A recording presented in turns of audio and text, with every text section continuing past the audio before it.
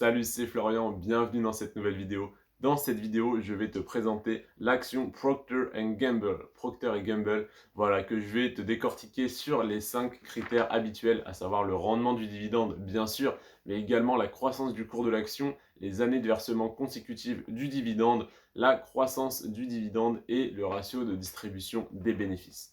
Procter Gamble, 2,1% de rendement sur son dividende, donc ce n'est bien sûr pas pour ça que je te la présente, c'est pour tous les autres indicateurs.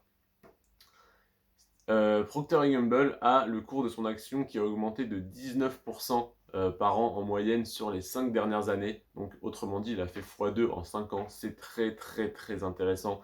Attention, du coup, la croissance du cours de l'action, c'est un indicateur qui peut être un peu spéculatif parce que ce n'est pas parce qu'il a fait cette performance sur les 5 dernières années que ça va le refaire sur les 5 prochaines. Hein. Les performances passées ne préjugent pas des performances futures. Tu connais la rengaine.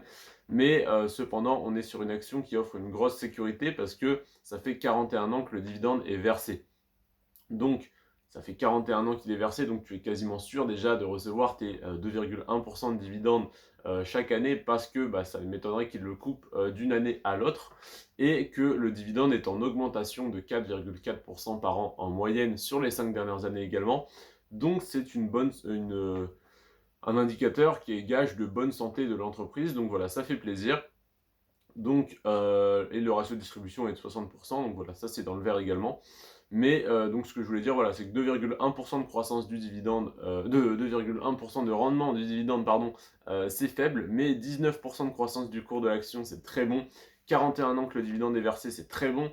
4,4% de croissance du dividende par an, c'est très bon pour une action qui verse son dividende depuis 41 ans, parce que c'est un dividende qui devrait quasiment être stable, parce que au bout de 41 ans, normalement, tu as atteint le niveau que tu souhaites en termes de dividende. Mais là, s'ils continuent de l'augmenter, c'est que leurs bénéfices ne cessent d'augmenter, etc. Donc ils font des économies d'échelle, ils peuvent se permettre de reverser une plus grosse part de leurs bénéfices, mais cependant, le ratio de distribution n'est encore qu'à 60%, donc ça laisse encore de la marge pour l'avenir.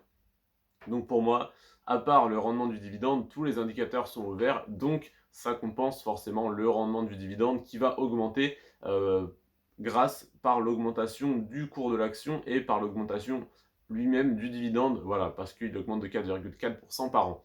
Donc pour moi, c'est une très bonne action, c'est une action extrêmement safe et à la fois qui offre une belle perspective. Donc à la fois on a la sécurité des 41 ans de versement consécutif du dividende et on a le petit côté spéculatif qu'on aime quand même un peu quand on est investisseur, des 19% de croissance du cours de l'action, à se dire est-ce que j'achète aujourd'hui et ça va faire 19% dans l'année? Je ne sais pas, je verrai bien. Donc on a un peu le frisson comme quand on investit sur une action de croissance, de savoir si ça va monter ou pas, mais à la fois on a notre rendement qui est quasiment garanti par les 41 ans de versement consécutif du dividende. C'est tout pour cette action, je te remercie d'avoir regardé cette vidéo, n'hésite pas à me proposer d'autres actions en commentaire, à liker, à t'abonner à la chaîne, ça me ferait extrêmement plaisir. Sur ce, prends soin de toi et de tes finances, ciao.